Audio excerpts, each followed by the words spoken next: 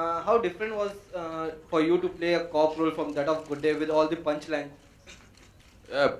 I didn't think of Cobb at all. I was thinking of punchlines, and it's a Sanjay Gupta film, and I had great time, saying those punchlines.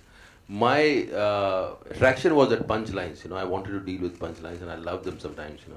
And in this film, there are a few, and you will remember them when you come out of the theater.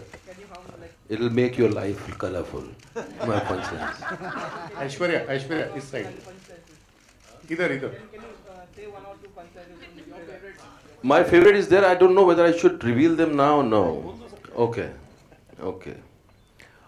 There's a point where one of my guy asks, Aishwarya comes and meets me and she goes away and he asks, तुमने जाने दिया? He says, मोहब्बत थी इसलिए जाने दिया. जिद होती तो बाहों में होती.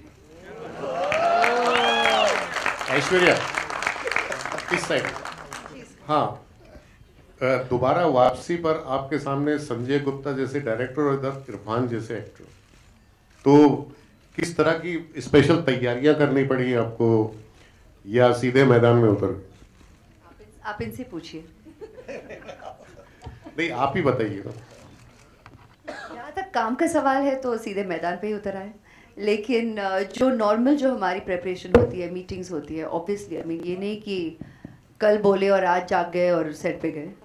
तो जो नॉर्मल हमारी प्रोफेशनल जो प्रेपरेशंस होती है वो तो रही ही.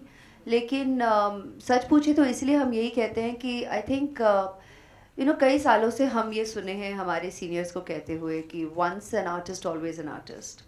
And that definitely rings true and I am witness to it with my own personal experience. क्योंकि कोई समय का हो या ना हो उसका हम उसे नहीं पहचानते.